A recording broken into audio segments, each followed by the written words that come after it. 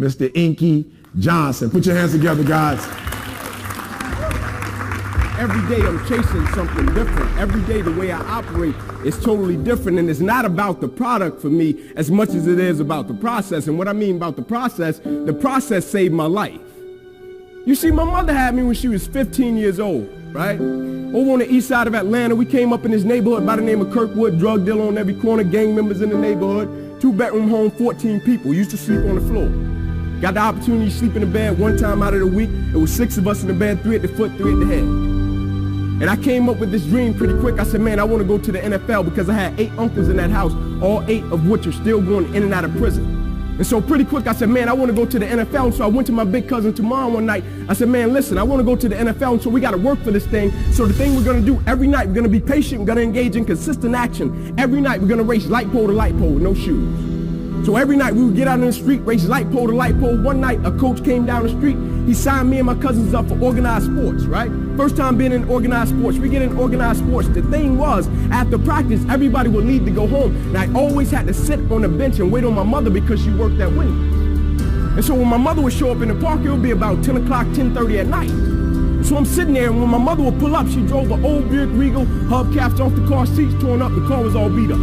And she would pull up in the park 10:30 at night. I would jump off the bench. I would sprint over to my mother. I would say, Mom, if you don't mind, can you please sit back in your car and turn on your car lights? I have to do some extra drills. I have to go to the NFL. So you would never have to work another day in your life. And I knew my mother was tired. And every night, my mother would sit back in that car, and those car lights would hit that field. And he had a 7-year-old kid doing backpedaling drills, running sprints, running laps, chasing his dream to go to the NFL. But just beyond those car lights, I could always connect with my mother's eyes, so it made me dig a little bit deeper. It made me push myself a little bit further. It made me work a little bit harder. It created a certain level of sweat equity in what I was doing. It created a certain level of pride in what I was doing. You know why people quit? People don't have pride in what they do. You know why people stop? They're selfish, and it's just about them. But when you have a bigger purpose to why you're doing what you're doing, and you want to honor the sacrifices that others have made for you, it's nothing for you to keep going when you hit adversity. If every decision and choice you make is just about you, at a certain point you're going to hit something that's a lot tougher than you, and it's going to make you quit because you don't have a driving force for why you do what you do. But when I got up to the University of Tennessee, it was simple. It was simple for me to give everything I had. My freshman year, I played special teams. My sophomore season, I broke the starting lineup, had a really strong sophomore season. The summer heading into my junior year, I still remember the day where I was sitting in our film room, and I was watching film on the California Bears. My defensive backs coach, Larry Slade, came in the room. He said, Inky, I got some good news for you. I dropped the clicker. I said, what is it? He said, man, you're a projected top 30 draft pick, son. He said, all you have to do is play the next 10 football games. You're an automatic multimillionaire. I went out of the room. I called my mother and my grandmother on the three-way. I said, after this season, there will be no more struggle. I said, we would never miss another meal. I said, we would never experience another Christmas where we have to stand on the side of the curb and just be grateful.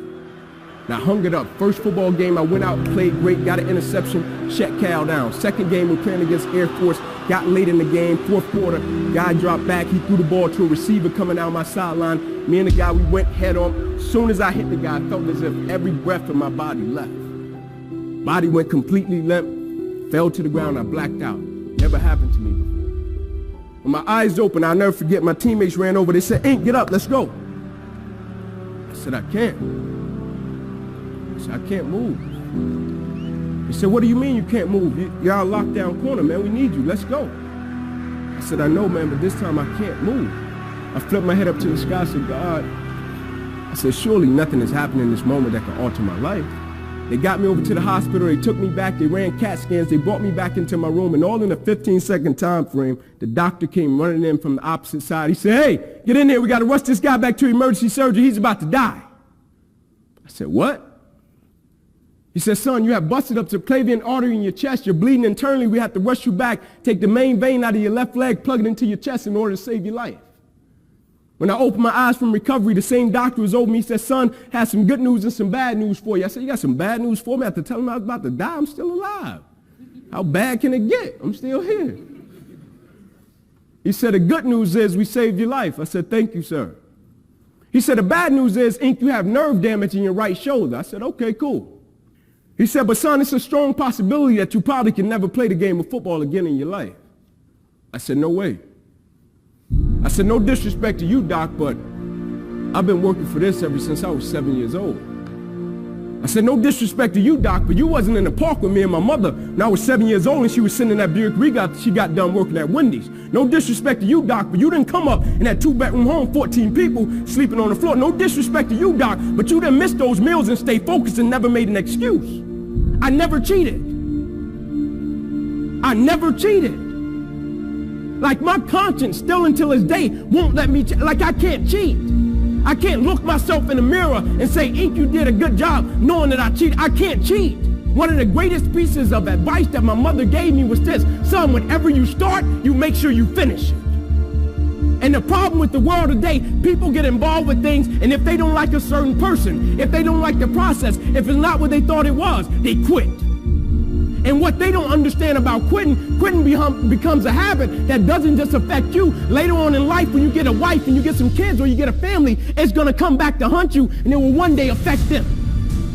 That is why I tell you the process is more important than the product. It's not even about the outcome for me. It's about, can you take pride in what you do as an individual, and every night when you look in the mirror, knowing that you gave everything you had to it.